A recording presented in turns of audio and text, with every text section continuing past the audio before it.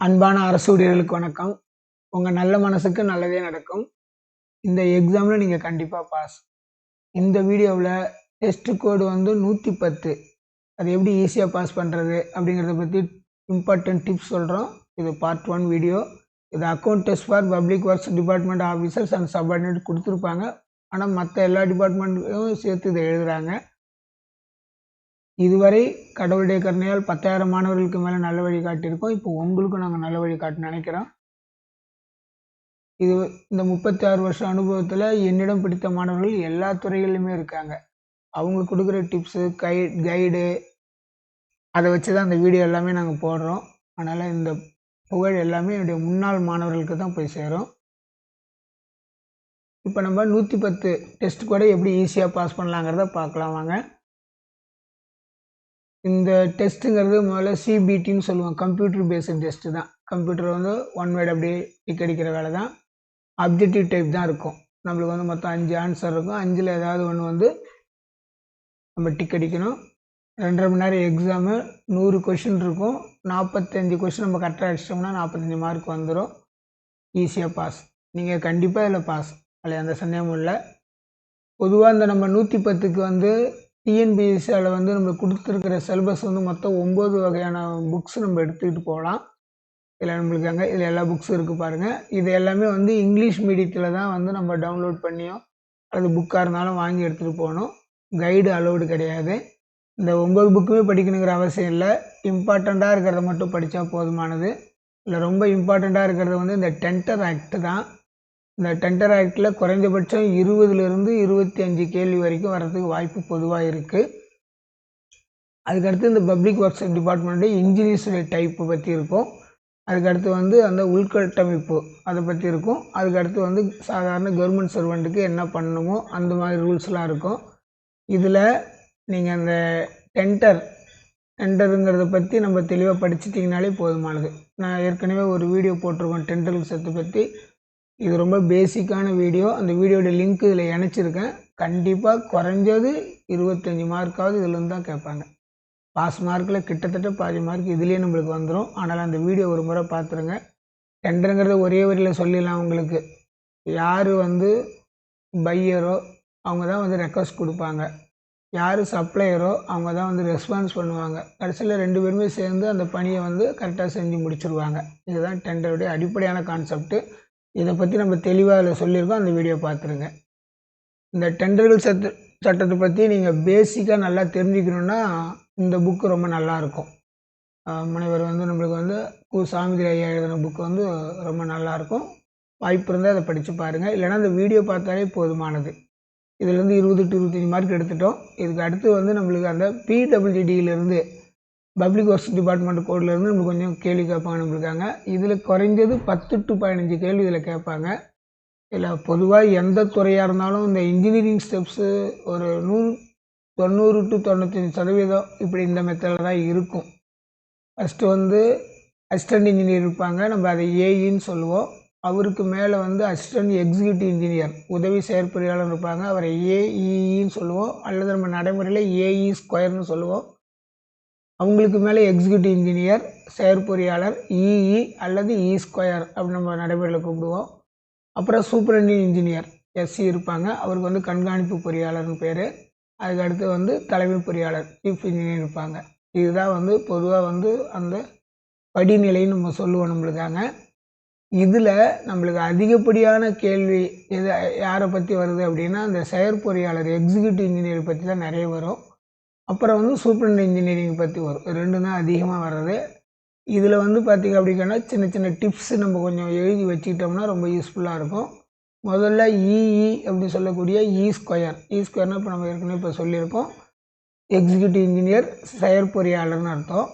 அப்போ அந்த executive engineer அந்த செயற்பொறியாளருடைய பணிகள் என்னென்ன அப்படின்னு பார்த்தோம்னா இதில் தான் ஒன் வேர்ட் கட்டிகிட்ருக்காங்க. அங்கே உங்களுக்கு வந்து ஒரு கொஷின் கொடுத்து 4 ஆன்சர், கடைசியாக இப்போல்லாம் 5வது ஆன்சர் ஒன்று கேட்டிருக்காங்க. எனக்கு பதிலளிக்க விருப்பம் இல்லைனா கூட கொடுப்பாங்க. அதனால் இதில் ஒரு ஆன்சர் இதாக தான் இருக்கும். இந்த எக்ஸிக்யூட்டிவ் இன்ஜினியர் அல்லது இ ஸ்கொயருடைய டியூட்டிஸ் என்ன, பணிகள் என்ன அப்படின்னு கேட்டிங்கன்னா அரசு கட்டிடங்களுடைய வரைபட நகல் அவங்க தான் வச்சுருக்கணும். அதுக்குரிய பதிவேடுகளை அவங்க பராமரிக்கணும். ரெண்டாவது டிராவலர்ஸ் பங்களா ஆய்வு மாளிகைகளுடைய பதிவேடுகள் ரெக்கார்டெலாம் அவங்க பராமரிக்கணும். அதுக்கடுத்து ஒரு மரம் இல்லைன்னா முக்கியமான கிளைகளை வெட்டணுன்னா நம்ம வந்து ஸ்கொயர்கிட்ட தான் நம்ம வந்து பர்மிஷன் வாங்கணும். அரசு கட்டிடம் இங்கே வந்து காலியாக இல்லை, அதை வந்து நியாயமான வாடகை தரதுக்கோ அப்படின்னு ஒரு சர்டிஃபிகேட் தர்றது யார் அப்படின்னு சொன்னால் ஸ்கொயர் தான் தருவாங்க. அந்த ஸ்கொயராக இருக்கவங்க அல்லது எக்ஸிக்யூட்டிவ் இன்ஜினியர் வந்து ஒரு மாதத்திற்கு ஒரு முறை கேஷியர்கிட்ட வந்து அந்த காசை வந்து எவ்வளோ கேஷ் கையிருப்புங்கிறத பணத்தை சரிபார்க்கணும். கையிருப்பு பணத்தை சரிபார்க்கக்கூடிய பொறுப்பு யாருக்கு இருக்குன்னா ஸ்கொயருக்கு தான் இருக்குது அல்லது எக்ஸிக்யூட்டிவ் இன்ஜினியருக்கு தான் இருக்குது. இது மட்டும் இல்லாமல் அவர் அந்த ஒரு ஸ்கொயருக்கு அல்லது எக்ஸிக்யூட்டிவ் இன்ஜினியருக்கு ஒரு வருஷத்துக்கு எவ்வளவு ஒர்க் ஒதுக்கியிருக்காங்களோ மொத்த பணிகளில் குறைஞ்சது ஒரு வருஷத்துக்கு ஒரு 24 பணிகளை கண்டிப்பாக இன்ஸ்பெக்ஷன் பண்ணணும். குறைந்தது இது அப்படின்னா 12 மாதம் 12 2 24 ஒரு மாதத்துக்கு 2 பணிகளாவது அவர் வந்து ஒர்க்காவது பார்க்கணும். அது மட்டும் இல்லாமல் அவருக்கு ஒதுக்கியிருக்கிற மொத்த பணிகளில் 30% அவங்க வந்து பார்த்திங்கன்னா சூப்பர் செக் மெஷர்மெண்ட் பண்ணணும், மேல் அளவு பண்ணணும். இது அவங்களுடைய முக்கியமான டியூட்டி. ஒருவேளை 2 லட்ச ரூபாய் டெபாசிட் கட்ட வேண்டியிருக்கிற மாதிரி ஒரு டெண்டர் இருக்குது அப்படின்னு சொன்னால் அதை தவணை முறையில் வாங்கக்கூடிய அதிகாரமும் இந்த இஇக்கு தான் இருக்குது, எக்ஸிக்யூட்டிவ் இன்ஜினியருக்கு தான் இருக்குது. சர்வே எடுக்கக்கூடிய கருவிகள் மற்றும் கணக்கியல் கருவிகள் அந்த மாதிரி மேத்தமெட்டிக்கல் இன்ஸ்ட்ருமெண்ட் என்னென்னலாம் கருவிகள்லாம் இருக்கோ அதை பராமரிக்கிற மெயின்டெனன்ஸ் பொறுப்பு வந்து இஇக்கு தான் இருக்குது. முழுமையடைந்த கட்டிடங்களை வேறு துறைக்கு மாற்றுவதற்கான தகுதியும் இஇ தான் இருக்குது. இதெல்லாம் அவருடைய பணிகள். இதுதான் அடிக்கடி ஒன்வேல கேட்டிருக்காங்க. இன்னமும் கொஞ்சம் இஇக்கு பணிகள் இருக்குது. நம்ம பழைய புராதன மற்றும் நினைவு சின்னங்கள்லாம் இருக்குது பார்த்தீங்களா, அதை வந்து இன்ஸ்பெக்ஷன் பண்ணுறது, அதை பழுது பண்ணுறதுக்கு அல்லது பழுது நீக்கிறதுக்கு எவ்வளோ மதிப்பீடு வருங்கிறத அவர் தான் இஇ தான் எக்ஸிக்யூட்டிவ் இன்ஜினியர் தான் அதை வந்து பண்ணணும்.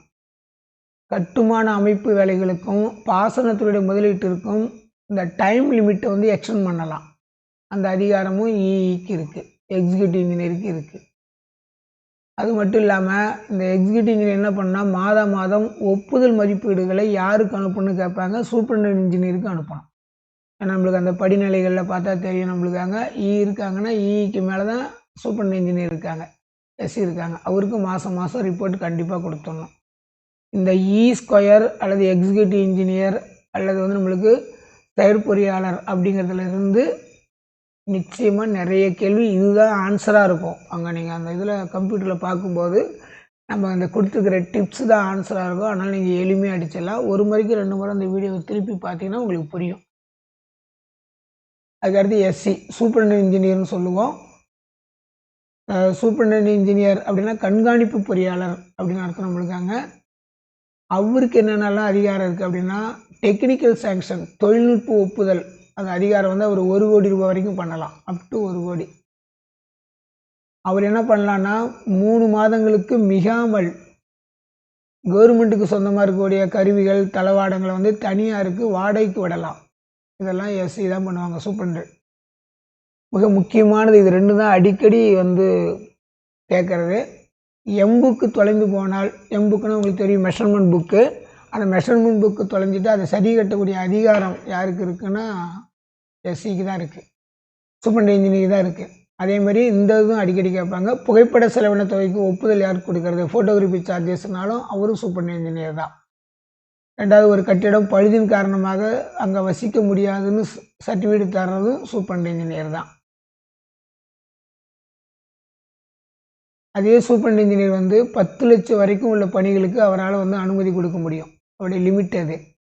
இந்த கட் லாரின்னு சொல்லுவோம், சின்ன லாரி பீங்கான் பொருட்களை வாங்குறதுக்கு அவர் ஒப்புதல் கொடுக்கலாம். இதுவும் கொஞ்சம் முக்கியமானது. பொதுப்பணித்துறை விதிகள் பிடபிள்யூடியினுடைய விதிகள் 140 படி காலமுறை தோறும் பழுது பார்த்தோம். இந்த பீரியாடிக்கல் நம்மளுக்கு வந்து சர்வீஸ்ன்னு சொல்லி ரிப்பேர்னு சொல்லுவோம். ஒரு 6 மாதத்துக்கு ஒரு தடவை இல்லை 3 மாதத்துக்கு தொடர்ந்து ஒரு கட்டிடத்தையோ இல்லை ஒரு கருவிகளையும் பழுது பார்க்கக்கூடிய அந்த அதிகாரம் வந்து எஸ்சிக்கு தான் இருக்குது, சூப்பரிண்டென்டென்ட் இன்ஜினியருக்கு தான் இருக்குது. அதேமாதிரி இந்த சூப்பரிண்டென்டென்ட் இன்ஜினியர் வந்து ஒரு பணிக்கு கூடுதலாக 10% இல்லைன்னா 2.5 லட்சம் ரூபாய், இதில் எது குறைவோ அதுக்கு மட்டும் அவரால் அதிகாரம் கொடுக்கலாம். இதெல்லாம் வந்து சூப்பரிண்டென்டென்ட் இன்ஜினியர் அவருடைய பணிகள் நம்மளுக்காங்க. இதில் வந்து கேள்வி கேட்பாங்க, கண்காணிப்பு பொறியாளருடைய பணிகள். இதுக்கு அடுத்தது இந்த முதன்மை பொறியாளர் இருப்பாங்க, சீஃப் இன்ஜினியர். அவரை பற்றி இந்த ஒரு 3 கேள்வி தான் வந்திருக்கு இது வரைக்கும். கருவிகள், தளவாடங்கள், அதாவது டூல் அண்ட் பிளான்ட் வாங்கக்கூடிய ஃபுல் பவர் அவருக்கு தான் இருக்குது. அதுக்கு அவர் தான் ஒப்புதல் கொடுப்பார். அப்புறம் 20 லட்சம் மதிப்பிலான அந்த கட்டிடங்களை இடிக்கக்கூடிய அதிகாரம் யாருக்கு இருக்குன்னா அந்த சிஇக்கு தான் இருக்குது, சீஃப் இன்ஜினியர் தான் இருக்குது நம்மளுக்கு அங்கே. ஒரு பணியில் கூடுதலாக 10% அதாவது 30 லட்சம் வரை இதில் எது குறைவோ அதுக்கு வந்து அனுமதி கொடுக்கலாம். ஃபஸ்ட்டு ஒரு அமௌண்ட்டு போட்டு ஒதுக்கிடுவாங்க. இன்னும் கொஞ்சம் கூடுதல் அமௌண்ட் வேணும் அப்படின்னா இவரால் வந்து அதிகபட்சம் 30 லட்ச ரூபா வரைக்கும் இவர் வந்து சேங்ஷன் பண்ணலாம். இது வந்து முதன்மை பொறியாளரை இது வரைக்கும் தான் இந்த மாதிரி கேள்வி கேட்டிருக்காங்க. அதிகப்படியான கேள்வி இஇக்கு தான் வந்திருக்கு. அதாவது எக்ஸிக்யூட்டிவ் இன்ஜினியருடைய வேலைக்கு தான் நிறைய இருக்குது இதில். இதை மட்டும் நீங்கள் பார்த்தீங்கனாலே போதுமானது. இதில் வந்து 10 to 15 கேள்வி வரது வாய்ப்பு இருக்குது. இதில் ஏஇ அசிஸ்டன்ட் இன்ஜினியர் இவர் தான் இந்த வந்து ஃபஸ்ட்டு ஸ்டெப்பில் இருப்பார். கீழே இருந்து ஃபஸ்ட் ஸ்டெப்பில் இவர் தான் இருப்பார். இவரை பற்றி ஒரு கேள்வி தான் இது வரைக்கும் வந்திருக்கு. ஒரு மதிப்பீட்டிற்கு கூடுதல் அனுமதி அளிக்க அதிகாரம் இல்லை, அல்லது ஒரு மதிப்பீட்டுக்கு கூடுதல் அனுமதி அளிக்க அதிகாரம் இல்லாதவர் யார் அப்படின்னு கேட்டிருக்காங்க. AE assistant engineer. ஏன்னா இவருக்கு மேலே தான் எல்லாமே இருக்காங்க. இவரெலாம் போய் திரும்ப ஒரு எஸ்டிமேட் போட்டு மதிப்பீடு போட முடியாது. அதனால் அந்த அதிகாரம் ஏஇக்கு இல்லை. இந்த டாப்பிக்குள்ளே பார்த்தாலே 10 to 15 மார்க்கு கேரண்டியாக வரும். அதில் எந்த சந்தேகமும் இல்லை. இதுக்கு அடுத்தது இந்த 110 எக்ஸாம் ரொம்ப ரொம்ப ஈஸியாக இருக்குங்க. நம்ம நடைமுறையில் யூஸ் பண்ணுறத வந்து நம்ம ஆஃபீஸில் எப்படிலாம் யூஸ் பண்ணுறோமோ அதுலேருந்தே கிட்டத்தட்ட ஒரு 15 கேள்வி வந்துடும். அதுக்கு உதாரணம் பாருங்கள். நம்மளுக்காங்க துறை தேர்வு தேர்ச்சி பெற்றவர்களுக்கு முன் ஊதிய உயர்வு வழங்கும் தேர்வுகளில் எந்த தேதி முதல் அனுமதிக்கப்படும் அப்படின்னு கேட்டிருக்காங்க. நம்மளுக்கு இந்த அட்வான்ஸ் இன்க்ரிமெண்ட் எப்போ அப்படின்னு சொல்லி கேட்டிங்கன்னா தேர்வுக்கு மறுநாள் முதல், from the next day of the test. இதில் கொஞ்சம் இந்த ஒரு சில டைமில் வந்து தமிழ் ஒரு மாதிரி இருக்கும், இங்கிலீஷ் ஈஸியாக இருக்கும். ஒரு சில டைமில் இங்கிலீஷில் விட தமிழ் நல்லாயிருக்கும். அதனால் கொஞ்சம் ரெண்டுமே படிச்சுக்கிட்டு நீங்கள் ஆன்சர் பண்ண ஆரம்பிச்சிங்கன்னா ஈஸியாக இருக்கும். பாருங்க, காது கேட்கும் கருவிக்கு முன்பணம் கீழ்கண்ட பிரிவுகளுக்கு வழங்கப்படும். நம்மளுக்கு யார் யார் அப்படின்னா அந்த குரூப் சி குரூப் டி ஊழியர்களுக்கு மட்டும்தான் இந்த ஆப்ஷன் இருக்குது. நம்மளுக்கு அங்கே ஹியரிங் எய்டு உரிய முன்பணம். இதெல்லாம் இதுக்கு தனியாக புக்கில் படிக்கவே தேவையில்லை. டேஷ் சர்வீஸ் புக் பணிப்பதிவேடு டேஷால் நம்ம மெயின்டைன் பண்ணப்படும் கேட்டிருக்காங்க. ஹெட் ஆஃபீஸ், அவ்வளோதான். ஹெட் ஆஃப் த ஆஃபீஸ்ன்றது ஹெட் ஆஃபீஸ் அலுவலக தலைவர் தான். நம்ம சர்வீஸ் புக்கு நீங்களுக்கு கொடுத்துருக்காங்க. நம்ம நடைமுறையில் எஸ்ஆர்னு சொல்லுவோம். சர்வீஸ் ரிஜிஸ்டர், அது சர்வீஸ் புக்கு. அதுக்கு அடுத்தது கேஷுவல் லீவ், அதாவது தற்செயல் விடுப்போடு ஞாயிறு அல்லது அரசு விடுமுறைகளையும் சேர்த்து அனுபவிக்கக்கூடிய அதிகபட்ச விடுப்பு எத்தனை நாள் இருக்கலாம்னா 10 days தான் இருக்கலாம். கேஷுவல் லீவ் போடலாம். அந்த கவர்மெண்ட்டு சண்டேலாம் வந்துன்னா அதிகபட்சம் 10 நாள் சேர்த்த மாதிரி போட்டுக்கலாம். அதுக்கு அடுத்தது இது நல்ல கேள்வி. இது ஒரு அரசு பணியாளருடைய தகுதிகான் பருவத் தேர்வு தேர்ச்சி பெற அதிகபட்சமாக எவ்வளோ காலங்கள் நீட்டிக்கலாம்? இதில் வந்து 5 வருஷம். இப்போ ஒருத்தவங்க புதுசாக வேலைக்கு செய்கிறாங்கன்னா ஒரு சில டிபார்ட்மெண்ட்டில் வந்து 1 yearக்குள்ளார ப்ரொமோஷன் போட்டுறாங்க. ஒரு சிலரில் 2 வருஷம் வரைக்கும் இருக்குது. அந்த ப்ரொஃபஷனல் பீரியட் எதுக்காவது கொஞ்சம் தள்ளி போச்சுன்னா, ஏதோ ஒரு காரணத்தில் தள்ளி போயிடுச்சு அப்படின்னா அதிகபட்சம் 5 வருஷம் வரைக்கும் தான் எக்ஸ்டெண்ட் பண்ண முடியும். தற்காலிக பணி நீக்கம் என்பது சஸ்பென்ஷன் அப்படின்னா அது ஒரு தண்டனை இல்லைன்னு சொல்லியிருக்காங்க. நல்ல வார்த்தை. சஸ்பென்ஸில் இருக்குன்னா அது ஒரு தண்டனை கிடையாது. அங்கே மற்ற ஆன்சரையும் பார்த்துங்க. இது முக்கியமானது. இதுவும் அடிக்கடி கேட்டிருக்காங்க. அரசு ஊழியர் தனது பணிப்பதிவேட்டினுடைய நகல் எடுத்துக்கொள்ளலாமா? சர்வீஸ் புக்கை ஜெராக்ஸ் எடுக்கலாமான்னா கண்டிப்பாக எடுக்கலாம். கேன் பி டேக்கன் தான். நகல் எடுத்துக்கொள்ளலாம், அதுக்கு அனுமதி உண்டு. இது அப்படி தான். கேஷுவல் லீவ் தான் நம்ம சிஎல்னு சொல்லுவோம். தமிழில் தற்காலிக விடுப்பு நம்மளுக்காங்க. ஆனால் இது என்ன தற்காலிக விடுப்பு அப்படின்னா காம்பன்சேஷன், அதாவது ஈடு செய்யும் தற்காலிக விடுப்பு. எத்தனை மாதங்களுக்கு எடுக்கப்பட வேண்டும்? 6 மாதத்துக்குள்ளே எடுத்துடணும். ஓய்வு பெற்ற ஒருவர், இளையவர், முதியவர். இதை இங்கிலீஷில் கொஞ்சம் நல்லா இருக்கும் நம்மளுக்காங்க. Who will the certify junior senior pay அப்படி இருந்ததுன்னா ரிட்டையர்டு எம்ப்ளாயர் தான் யார் பண்ணுவாங்கன்னா அந்த ஹெட் ஆஃப் த டிபார்ட்மெண்ட், துறைத் தலைவர் தான் அதை கரெக்டாக சரி பண்ணுவார். அதில் முரண்பாடு, ஏதாவது ஊதிய முரண்பாடு இருந்ததுன்னா நம்மளுக்கு வந்து அங்கே ஹெட் ஆஃப் த டிபார்ட்மெண்ட் பண்ணுவாங்க. பதவி உயர்வு மற்றும் பணிமாற்றம் மூலம் நியமிக்கப்பட்ட பணியாளருடைய ஒப்பளிக்கப்பட்ட பட்டியல். நம்மளுக்கு வந்து அப்ரூவ்டு கேண்டிடேட் லிஸ்ட் ஆஃப் நம்மளுக்கு வந்து அப்பாயின்மெண்ட் ப்ரொமோஷனுக்காக ஒரு லிஸ்ட்டு வந்ததுன்னா அது எத்தனை வருஷம் வந்து நடைமுறையில் இருக்குன்னு கேட்பாங்க. 1 வருஷம் தான் இருக்கும் இந்த ப்ரொமோஷன் லிஸ்ட்டு. அதுவே அடுத்த வருஷம் வேறு மாதிரி ப்ரொமோஷன் லிஸ்ட் இருக்கும், வேறு ஒன்றும் இல்லை. அடுத்து இதுவும் நல்லது தான். இது பெண்களுக்கான இடஒதுக்கீடு. எந்த ஒரு வேலையாக இருந்தாலும் அந்த ஒதுக்கீட்டில் அந்த வேலைக்கு பொருத்தமாக இருந்தாலும் சரி, பொருத்தம் இல்லைன்னாலும் சரி, மகளிருக்கு எவ்வளோ சதவீதம் ஒதுக்கணும் அப்படின்னா 30% ஒதுக்கி தான் ஆகணும். நம்ம நோட்டிஃபிகேஷனில் வந்து மகளிருக்கு இவ்வளோ தான் அப்படின்னு கொடுக்கலனா கூட கண்டிப்பாக அப்பாயின்மெண்ட் போடும்போது அதில் 30% இடஒதுக்கீடு கொடுக்கணும். இதெல்லாம் நம்ம டெய்லி நடைமுறையில் பேசுகிறது பார்க்கறது தான். தற்காலிக பணி நீக்கத்தில் இருக்கும் ஒருவருக்கு ஒரு அரசு ஊழியருடைய தலைமையிடம் எது? அங்கே இதில் ஈஸியாக போட்டுருக்காங்க, headquarters of the suspended employee. அவருக்கு எது ஹெட் குவார்ட்டர்ஸ்னால் அவர் கடைசியாக எங்கே ஒர்க் பண்ணாரோ அதுதான். தமிழில் கொஞ்சம் இந்த இடத்த வரும் இதாக போட்டிருக்காங்க, லாஸ்ட் பிளேஸ் ஆஃப் டியூட்டி. அவர் கடைசியாக எங்கே டியூட்டி பார்த்தாரோ அதுதான் அவருக்கு ஹெட் குவார்ட்டர்ஸ். எந்த 2 தேதிகளில் ஈட்டி விடுப்பை கணக்கீடு செய்து முன்வைக்கலாம்? இஎல்ஐ எப்படி வந்து அட்வான்ஸ் கிரெடிட் பண்ணலாம், என்னென்ன டேட்டு? ஜனவரி 1, ஜூலை 1. உங்களுக்கு தெரியும் 6 மாதத்துக்கு ஒரு தடவை எடுக்கலாங்கிறதால ஜனவரி 1, ஜூலை 1 2 தேதியில் ஒரு வருஷத்துக்கு நம்ம எடுக்கலாம். அதில் கீழ்கண்டவர்கள் எவர் மேல்முறையீட்டு குழுவினை நடத்துவோர் யார்? கமிட்டி ஆன் த அப்பீல் செல். யாருன்னா இங்கே தான் ஏதாவது ஒரு கேஸில் அப்பீல் பண்ணுறோன்னா பணியாளர் மற்றும் நிர்வாக சீர்திருத்தத்துறை செயலாளர் தான், செக்ரட்டரி ஆஃப் த கவர்மெண்ட். அவங்க தான் அதை வந்து நம்மளுக்கு அந்த மேல்முறையீட்டு குழுவை அவங்க தான் வழி நடத்திட்டு போவாங்க.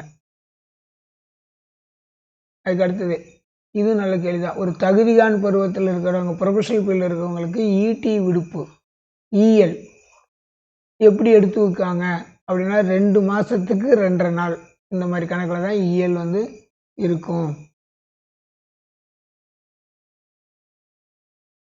ஒரு வேலைக்கான மதிப்பீடு ஒப்பளிக்கப்பட்ட நாளிலிருந்து டேஷ் வரை இருக்கும். இது 5 வருஷம். இதில் என்னன்னா நம்மளுக்கு அங்கே ஏன் இது 5 வருஷம் கொடுத்துருக்காங்கன்னா, பொதுவாக வந்து ஒரு அப்ரூவல் ஆஃப் சேங்ஷன், இதை நம்ம ஏஎஸ்ன்னு நடைமுறையில் சொல்லுவோம். ஒரு ஒரு ஒரு வேலைக்கு வந்து ஏஎஸ் வந்துடுச்சா அப்படின்னு கேட்பாங்க, அப்ரூவல் ஆஃப் சேங்ஷன் வந்துடுச்சா அப்படின்னா அது 5 வருஷத்துக்கு இருக்கும். ஏன்னா பொதுவாக ஊராட்சிகளில் வந்து ஒரு ஸ்கீம் நடைபெறுவதுனாலும் தலைவராக இருந்தாலும் அவர் 5 வருஷம் வரைக்கும் இருப்பார். அது மாதிரி எம்எல்ஏ எம்பியாக இருந்தாலும் அவங்களுடைய பீரியடும் வந்து 5 வருஷம் இருக்குது. அதனால் இப்போ அவங்க ஃபஸ்ட்டு வந்தவொடனே மொதல் வருஷமே ஏஎஸ் வந்துட்டால் கூட அந்த 5 வருஷத்துக்குள்ளே அதை வந்து கண்டிப்பாக அவங்க செஞ்சு முடிச்சிடலாங்கிறதுக்காக 5 வருடம் கொடுத்துருக்காங்க. அதனால் வேலிடிட்டி பீரியடுன்னு சொல்கிற மாதிரி 5 வருடம் இருக்கும் ஏஎஸ். ஒரு முறை ஏஎஸ் வாங்கினா 5 வருஷம் வரைக்கும் செல்லும். பண்டிகை முன்பணத்தை எத்தனை தவணையில் பிடித்தம் செய்யப்பட வேண்டும்? 10 மாதம். ஃபெஸ்டிவல் அட்வான்ஸ் எதாவது நம்ம வாங்கினோம் அப்படின்னா மேக்ஸிமம் 10 மாதம் நம்மளுக்கு, அதுக்கு மேலே இருக்கக்கூடாது. ஏன்னா அப்புறம் 10 மாதத்துக்குள்ளே கட்டினா தான் அப்புறம் அடுத்த ஃபெஸ்டிவலுக்கு நம்ம வாங்குறதுக்கு நல்லாயிருக்கும். இடையில 2 மாதம் கேப் வேணும்ல. அதனால் அதுக்கு அடுத்தது இதுவும் ஒரு நம்ம தெரிஞ்சிக்க வேண்டிய கேள்வி ஒரு கேள்வி. இராணுவத்திற்கு நடைபெறும் நேர்முகத் தேர்வு அல்லது மருத்துவத்துறைக்கான நேர்காணலில் கலந்து கொள்ள செல்லக்கூடிய அரசுடைய பணிக்கு வராமைக்கான காலம் எப்படி இருக்கும்? அதை வந்து நம்ம டியூட்டியாக தான் எடுத்துக்குவாங்க. நீங்கள் ஒரு இன்டர்வியூ அட்டன் பண்ணுறீங்க, இல்லை மெடிக்கல் எக்ஸாம்ஸ் போகிறீங்க அப்படின்னு சொன்னால் அந்த பீரியடை அது வந்து கண்டிப்பாக டியூட்டியாக தான் எடுத்துக்குவாங்க. இப்போ நம்ம டிபார்ட்மெண்ட் எக்ஸாம் எழுதுறதே நம்ம வந்து டியூட்டி கணக்கில் தான் வரும். 6 மாதங்களுக்கு மேல் விடுப்பில் செல்லும் ஊழியர்களுக்கு பணியேற்பு இடைக்கால அனுமதி வழங்கலாமா அப்படின்னு கேட்டிருக்காங்க. இந்த பணியேற்பு இடைக்கால அனுமதிங்கிறது ஒரு மாதிரியாக இருந்தாலும் இங்கிலீஷில் தெரியும், ஜாயினிங் டைம். அவர் லீவ்லேயே 6 மாதம் மேலே போகிறாரு, அவருக்கு எதுக்கு அப்புறம் ஜாயினிங் டைம்? ஆனால் அவருக்கு வந்து அது நாட் எலிஜிபிள்னு வரும். நிரந்தர முன்பணம் குறைந்தபட்ச மாதத்திற்கு டேஷ் முறை காசாக்கும் அளவு. உங்களுக்கு வந்து 2 முறை பர்மனெண்ட் அட்வான்ஸ் வந்து நம்ம மாதத்துக்கு 2 முறை எடுத்துக்கலாம். இது வந்து இப்போ நமக்கு தெரியும், group A, group B, C D ஊழியர்கள்லாம் இருக்காங்கன்னு சொல்லுவாங்க. இதில் குரூப் பி மட்டும் கேட்டிருக்காங்க. கிரேட் பே வந்து 4400 6500 இருக்கவங்கள தான் குரூப் பி அப்படின்னு சொல்கிறோம் நம்மளுக்காங்க. இப்போ ஒருத்தங்க எக்ஸாம் எழுதி கவர்மெண்ட் வேலைக்கு வந்துட்டாங்க. அவங்க வந்து அந்த தமிழில் வந்து 2ஆம் நிலை மொழி தேர்வில் எப்படி தேர்ச்சி பெற்றிருக்கணும், எத்தனை வருஷத்துக்குள்ளே தமிழ் எக்ஸாம் எழுதி பாஸ் பண்ணியிருக்கணும் அப்படின்னு கேட்டாங்கன்னா நம்மளுக்கு வந்து 2 ஆண்டுகள். தமிழ் தேவையான அளவு தகுதி இல்லாமல் பணி நியமனம் பெற்ற பணியாளர்கள் பணி நியமனம் பெற்ற நாள்லேருந்து என்னைக்கு அப்பாயின்மெண்ட் ஆனாங்களோ அதுலேருந்து 2 வருஷத்துக்குள்ளே எழுதி முடிக்கணும். இப்போ லேட்டஸ்ட்லாம் வரக்கூடிய அப்பாயின்மெண்ட்டில் எடுத்தோடனே நீங்கள் தமிழை எழுதிட்டு அப்புறம் போங்க அப்படிங்கிற மாதிரி சொல்லியிருக்காங்க. அதனால் ஏற்கனவே பணியில் இருக்கிறவங்க அந்த 2 வருஷத்துக்குள்ளே அதை முடிச்சிடணும். மொழிப்பாட தேர்வுன்னு சொல்லுவாங்க டிபார்ட்மெண்ட் எக்ஸாமில். டேஷ் மாதங்களுக்கு பின் சமர்ப்பிக்கப்படக்கூடிய பயணப்படியை காலாவதியாக கருதப்பட வேண்டும். டிஏ வந்து நம்மளுக்கு 3 மாதத்துக்குள்ளாரே நம்ம வந்து சப்மிட் பண்ணிடணும். அதுக்கு மேலே நீங்கள் சப்மிட் பண்ணலன்னா அதை வந்து கண்டிப்பாக வந்து அதை கிளைம் பண்ண முடியாது. உயர்கல்வி விடுப்பு காலம் பின்வரும் எதற்கு தகுதி பெறாதுன்னு கேட்டிருக்காங்க. தகுதி பெறும் இல்லை, தகுதி பெறாது. Steadily will not count for அப்படின்னு கொடுத்துருக்காங்க விடுப்பு. இல்லை இன்னொன்று இருக்குது, கல்வி விடுப்பு அனுமதி வழங்கக்கூடிய தகுதியான அலுவலர் யார்? நீங்கள் வந்து the authority of the government sanction steady லீவை சேங்ஷன் பண்ணக்கூடியவங்க யாருன்னு கேட்டிருக்காங்க. நம்மளுக்கு வந்து அப்பாயிண்டிங் அத்தாரிட்டி தான், நியமன அலுவலர். வருடாந்திர அதிகரிப்புகளை வழங்க பின்வரும் காலில் எது கணக்கிடாது அப்படின்னு கேட்டிருக்காங்க. அதாவது இதில் இங்கிலீஷில் கொஞ்சம் ஈஸியாக தெரியும், ஆனுவல் இன்க்ரிமெண்ட். அந்த ஆனுவல் இன்க்ரிமெண்ட்டுக்கு வந்து நம்மளுக்கு அந்த ட்ரைனிங் பீரியட் வந்து நம்மளுக்கு கணக்கில் வராது.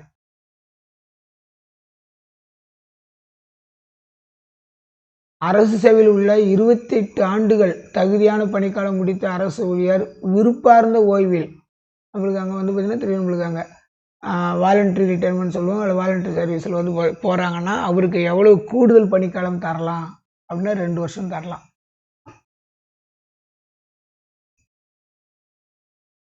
அதேமாரி ஒருத்தவங்க வந்து பார்த்திங்கன்னா ஒரு வாலண்டரி ரிட்டைர்மெண்ட் கொடுக்குறாங்க அப்படின்னா தகுதியான பணிக்காலம் முடிந்த ஒரு அரசு ஊழியர் தன் விருப்ப ஓய்வு பெற விண்ணப்பிக்கலாம். அப்படின்னா அவர் கண்டிப்பாக 20 இயர்ஸ் கம்ப்ளீட் பண்ணியிருக்கணும். An employee completed 20 years. அப்போ தான் வந்து நெட் குவாலிஃபைங் சர்வீஸ் அவருக்கு வரும். அது மாதிரி வந்தால் தான் அவர் வந்து அந்த வாலண்டரி ரிட்டைர்மெண்ட்டுக்கு கொடுக்க முடியும். அதனால் வாலண்டரி ரிட்டைர்மெண்ட் கொடுக்கறது குறைஞ்சபட்சம் 20 வருஷம் முழுமையாக பணிக்காலம் இருக்கணும். ஆளுநர் மாளிகையில் உள்ள மரச்சாமான்கள் குறித்த ஆண்டு அறிக்கையை ஆளுடைய தனிச்செயலர் ஒவ்வொரு ஆண்டும், இது நம்மளுக்கு கொஞ்சம் வித்தியாசமான கேள்வியாக இருக்கும். அந்த ஆடிட் ஆஃபீஸருக்கு அவர் வந்து ஒவ்வொரு வருஷமும் ஜூலை 31ஆம் தேதிக்குள்ளார வந்து அங்கே சப்மிட் பண்ணிடணும். கவர்னர் மாளிகையில் இருக்கக்கூடிய அந்த இதுக்கு மரச்சாமான்களுக்கு, ஃபர்னிச்சர்ஸுக்கு ஒவ்வொரு ஆண்டும் கருவிகள் மற்றும் தலைமை பதிவேட்டையுடைய க்ளோஸ் பண்ணுறது வந்து 30 September. The register of tools and plan அந்த ரெக்கார்டை 30ஆம் தேதிக்குள்ளே, செப்டம்பர் 30க்குள்ளே முடிச்சிருக்கணும். இது நம்ம நடைமுறையில் இருக்கிற கேள்வியாக தான் இதில். அதாவது உரிய வழியாக டேஷ் முன் அனுமதி பெற்ற பின்னரே ஒரு அரசு அலுவலர் துறை செயலாளரை சந்திக்க வேண்டும்.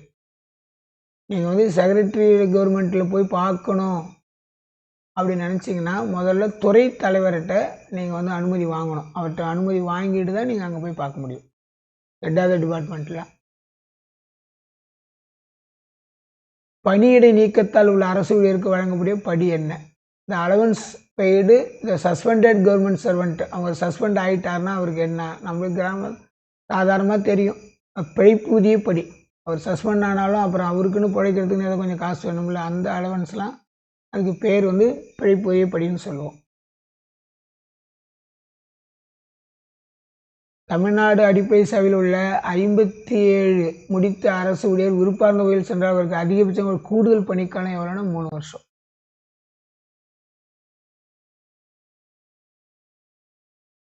உயர் அலுவலர் தனது கட்டுப்பாட்டுள்ள பண்டகசாலையை ஒரு ஆண்டுக்கு குறைந்தது எத்தனை முறை திடீர் ஆய்வு செய்ய வேண்டும்? சர்ப்ரைஸ் செக் கொடுத்துருக்காங்க. இங்கிலீஷில் நல்லா இருக்கிறதுல சர்ப்ரைஸாக வந்து செக் பண்ணுவாங்க. அப்படி பண்ணோன்னா ஒரு வருஷத்துக்கு ஒரு தடவாவது அது மாதிரி வந்து செக் பண்ணணும். ஹையர் ஆஃபீஸர் யாராக இருந்தாலும், சுப்பீரியர் ஆஃபீஸர் யாராக இருந்தாலும் அது மாதிரி பண்ணணும்.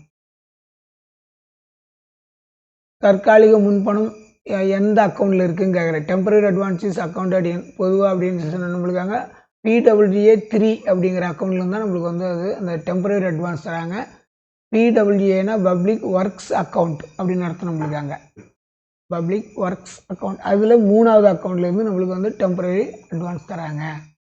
ஏன்னா திடீர்னு PWA 3 என்பது எதற்கானது அப்படின்னா டெம்பரரி அட்வான்ஸுக்கானதுன்னு அதையும் நம்ம மாற்றி கேட்டாலும் எழுதுறதுக்கு கரெக்டாக தெரியணும். தன் விருப்ப ஓய்வை பெற இருக்கும் ஒரு அரசு ஊழியர் எத்தனை மாதங்களுக்கு குறையாமல் முன்னறிவிப்பு கடிதம் கொடுக்கணும்? இப்போ நீங்கள் வாலண்டரி ரிட்டைர்மெண்ட் ஆக போகிறீங்கன்னா எத்தனை மாதத்துக்கு முன்னாடியே நோட்டீஸ் கொடுக்கணும், கிவன் நோட்டீஸ் அப்படின்னா 3 மாதத்துக்கு முன்னாடியே கவர்மெண்ட்டில் சொல்லிடணும். அது மாதிரி வந்து வாலண்டரி ரிட்டைர்மெண்ட் ஆக போகிறேன் அப்படின்னு. அரசு பயனர் மாளிகை யாருடைய கட்டுப்பாட்டில் இருக்குது? இது பார்த்தாலே தெரியும். டிராவலர்ஸ் பங்களா யார்கிட்ட இருக்கும்? கண்டிப்பாக பிடபிள்யூடி தான், பொதுப்பணித்துறை தான். ஒரு அரசு ஊழியர் வீடு கட்டுவதற்காக பெற்ற முன்பணத்தால் வீட்டின் கட்டுமானத்தை முதல் கடன் தவணை பெற்ற டேஸ் மாதங்கள் முழுமையாக முடிக்கணும். 18 மாதம். நீங்கள் வந்து அந்த ஃபஸ்ட் இன்ஸ்டால்மெண்ட் வாங்கினாலே அப்புறம் 18 மந்த்துக்குள்ளே அந்த 18 மாதத்துக்குள்ள அந்த பணி வந்து முழுசாக முடிச்சிருக்கணும். இந்த மாதிரி நிறைய நடைமுறை கேள்விகளே அங்கே வருதுங்க. இதில் வந்து எனக்கு தெரிஞ்சு 10 to 15 கேள்வி இந்த மாதிரி கேள்வியே வரும். அதனால் நம்ம கண்டிப்பாக நீங்கள் 110 இந்த டெஸ்ட்டுக்குள்ளே நீங்கள் கண்டிப்பாக பாஸ் தான். சும்மா ஜாலியாகவே இப்போ 8 வந்துடலாம். இதெல்லாம் ஒன்றும் நிறைய ப்ரிப்பேர் பண்ணுங்கிற அவசியமே இருக்காது நம்மளுக்காங்க. இருந்தாலும் இந்த டெஸ்ட் கோடு 110ல் ஒரு சில விதிகள்லாம் கேட்குறாங்க. அந்த ஃபண்டமெண்டல் ரூல்ஸ்னு சொல்லுவாங்க, அடிப்படை விதிகள். அதில் என்னென்னலாம் கேட்குறாங்க அப்படிங்கிறத பற்றி பார்ப்போம். இந்த ஃபண்டமெண்டல் ரூல்ஸ்லேருந்து கொஞ்சம் அதிகப்படியான கேட்ட கேள்வி என்ன அப்படின்னு கேட்டிங்கன்னா, அரசு ஊழியருக்கு எந்த விதியின் கீழ் பிழைப்பூதியம், இப்போ தான் பார்த்தோம் பிழைப்பூதியம். பிழைப்பூதியம் யாருக்கு தருவாங்க நம்மளுக்காங்க? சஸ்பெண்ட் ஆன சர்வெண்ட்டுக்கு தான் தருவாங்க. அது எந்த ரூல்ஸில் வருதுன்னு கேட்டிருக்காங்க. அது ஃபண்டமெண்டல் ரூல்ஸ். பென்ஷன் ரூல்ஸா, இல்லை வந்து கவர்மெண்ட் சர்வெண்ட் கான்ட்ராக்ட் ரூல்ஸா, இல்லை வந்து இந்த மாதிரி தமிழ்நாடு சிவில் சர்வீஸ் ரூல்ஸான்னு கேட்டிருக்காங்க. அதில் ஃபண்டமெண்டல் ரூல்ஸ் அடிப்படை விதியின் அடிப்படை தான் அவருக்கு வந்து பிழைப்பூதியம் தராங்க. இதில் முக்கியமானது அந்த எஃப்ஆர்னா ஃபண்டமெண்டல் ரூல்ஸ் 29A அப்படிங்கிறது என்னன்னு கேட்டிங்கன்னா, ஒரு அரசு ஊழியருடைய ஊதிய உயர்வு நிறுத்துதல் அல்லது கீழ்நிலைக்கு வந்து பணி டீப்ரமோட் பண்ணுவாங்க இல்லைங்களா, அந்த மாதிரி லோயர் தரம் அல்லது பதவியை குறைத்தல், இது மாதிரிலாம் பண்ணக்கூடிய காலம் எதில் வருது அப்படின்னு கேட்டிருக்காங்க. இங்கிலீஷில் அழகாக இருக்கணும் நம்மளுக்காங்க. எந்த விதியின் அடிப்படையில் வருது, வித் ஹோல்டிங் த இன்க்ரிமெண்ட். இது எல்லாமே வந்து எஃப்ஆர் 29 ஃபண்டமெண்டல் ரூல்ஸில் 29ல் ஏவில் தான் இந்த மாதிரி சட்ட விதிகள்லாம் சொல்லியிருக்காங்க. இதே தான் திரும்ப திரும்ப கேட்பாங்க, நல்லா பார்த்துங்க. ஒரு பதவிக்கு மேல் கூடுதல் பொறுப்பு வகிப்பது எந்த விதியின் கீழ் வகுக்கப்படுகிறது? Additional charges, rule 49. அதுக்கு அடுத்தது இது அடிக்கடி கேட்கக்கூடிய ஒரு கேள்வி, பே ஃபிக்சேஷன் சொல்லுவோம். ஊதிய நிர்ணயம் எந்த விதியின் கீழ் வருதுன்னு கேட்பாங்க. 22 அடிப்படை விதியில். இங்கே சும்மா 22 1A அதில் 1 அப்படிங்கிறதுக்கு ரொம்ப டீப்பாக கொடுத்துருக்காங்க. இன்னொரு முறை கேட்டகரியில் பாருங்களேன், ரொம்ப எளிமையாக கொடுத்துருக்காங்க. எது குறித்து தமிழ்நாடு அடிப்பிரிவு எண் 22ல் குறிப்பிடப்பட்டுள்ளது? ஊதிய நிர்ணயம் செய்வது தான். அதனால் 22 அந்த 22க்கு உள்ள இருக்கக்கூடிய உட்பிரிவுகள் எல்லாமே வந்து பே ஃபிக்சேஷன் தான், ஊதியம் நிர்ணயம் செய்வது தான். மகப்பேறு விடுப்பு பின்வற்றில் எந்த விதியின் கீழ் வழங்கப்படுகிறது? 101 மெட்டர்னிட்டி லீவ். எல்லாமே அடிப்படை விதியிலேருந்து கேட்கக்கூடிய கேள்வி. அதுக்கு அடுத்தது அந்த அடிப்படை விலை எந்த விதியின் கீழ் பணியில் சேரும் காலக்கெடு குறித்து விவாதிக்கப்பட்டுள்ளது? இந்த ஜாயினிங் டைம் அப்படின்னா விதி எண் 105. அயற்பணி காலம் ஓய்வூதியத்திற்கு சேரும் அப்படிங்கிற விதி என்னென்னா 2 விதியிலும் இருக்குது. 110 இருக்குது, 114 இருக்குது. 110ங்கிறது இப்போ நம்ம எழுதிட்டு இருக்க டெஸ்ட் கோடே 110 தான். அதனால் foreign service count for pension அந்த விதியில் வந்துடும். கம்பல்சரி ரிட்டையர்மெண்ட்னா எந்த விதி? அடிப்படை விதி 56 கம்பல்சரி ரிட்டையர்மெண்ட். வாலண்டரி ரிட்டையர்மெண்ட் அப்படின்னா அதுவும் 56 தான் கொடுத்துருக்காங்க. பொதுவாக வந்து அந்த வாலண்டரி ரிட்டையர்மெண்ட்டுங்கிறதுக்கும் கம்பல்சரி ரிட்டையர்மெண்ட்டுங்கிறதுக்கும் உங்களுக்கு வித்தியாசம் நல்லா தெரியும். அரசு எல்லாமே அது அனுபவிக்கிறது தானே. இங்கே பாருங்கள், பணிப்பதிவேடு சர்வீஸ் புக் மெயின்டைன் பற்றி எதில் குறிப்பிடப்பட்டுள்ளது? ரூல் வந்து 74. நம்மளுக்கு முக்கியமே சர்வீஸ் புக் தானே, அதனால் ரூல் வந்து 74. ரூல் மீன்ஸ் இது வந்து பார்த்திங்கன்னா எஃப்ஆர் தான், தமிழ்நாடு அடிப்படை விதிகள் தான், ஃபண்டமெண்டல் ரூல்ஸ் தான்.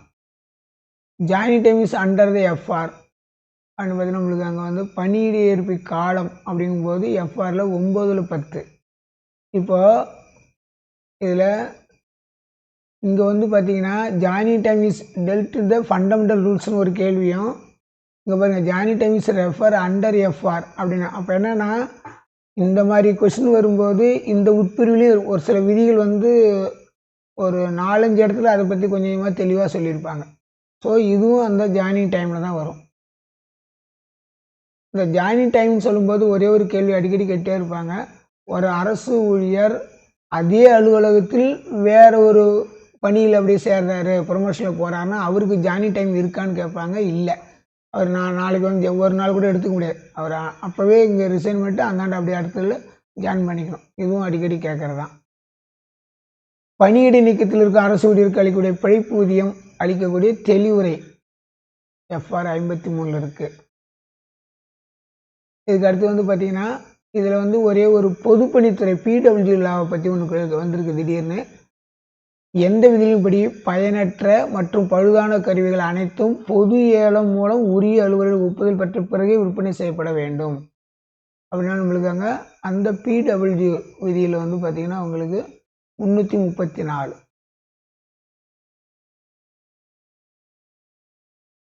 அடிப்படை விதி 49 கொடுத்துருக்காங்க. ஒரு செயற்பொருடைய பதவியை ஒரு கண்காணிப்பு பொறியாளர் கூடுதல் பொறுப்பாக வைத்தால் அவர் கிடைக்கக்கூடிய கூடுதல் பொறுப்புக்கான படி இருக்கா? இந்த additional charges allowance in us per FR 49 அந்த ஃபண்டமெண்டல் ரூல்ஸ் படி அவருக்கு சார்ஜ் இருக்கானா? கண்டிப்பாக இருக்காது. ஏன் அப்படின்னா அங்கே அந்த இதை இன்னொருத்தர் படித்து பாருங்கள். யார்? SC தான், ஒரு சூப்பரண்ட் இன்ஜினியர் தான் யாருடைய வேலையை பார்க்குறாங்க நம்மளுக்கு அங்கே ஒரு சூப்பரண்ட் இன்ஜினியர். அவர் வந்து பார்த்திங்கன்னா எக்ஸிக்யூட்டிவ் இன்ஜினியர் வேலையை பார்க்குறாரு. அப்படின்னா நம்ம முதல்ல ஒரு சார்ட்டு சொன்னோம். அந்த சார்ட்டை பார்த்தீங்கன்னா தெரியும் இதில். அப்போ ஒரு சூப்பரண்ட் இன்ஜினியர்னால் இங்கே இருக்கார். ஒரு சூப்பரண்ட் இன்ஜினியர் ஒரு எக்ஸிக்யூட்டிவ் இன்ஜினியர் வேலையை பார்த்தாங்கன்னா அவருக்கு அடிஷனல் சார்ஜஸ் கிடையாது. அதான் இந்த கொஸ்டினில் இருக்கிறது. அந்த மாதிரி இருந்தோம்னா நம்மளுக்கு வந்து அவங்களுக்கு கூடுதல் பொறுப்புக்கான படி வராது. அடிஷனல் சார்ஜஸ் அலவன்ஸ் இல்லை.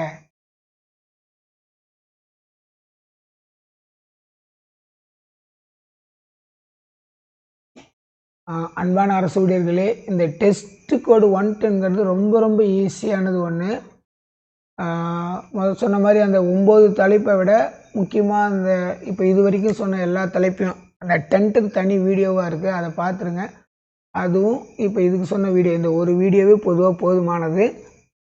நிச்சயமாக நீங்கள் ஒரு 50 to 60 மார்க் வந்து நம்ம ஜாலியாக எடுத்துடலாம். புக்கை ரெஃபர் பண்ணுங்கிற அவசியம் கூட இதில் இருக்காது. அந்த டெண்டர் வீடியோ மட்டும் கொஞ்சம் தயவு செஞ்சு பார்த்துருங்க.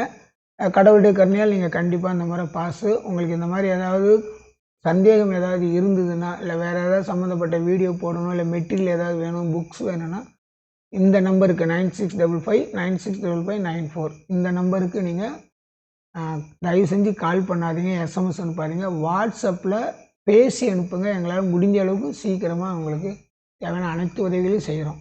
நன்றி, வணக்கம்.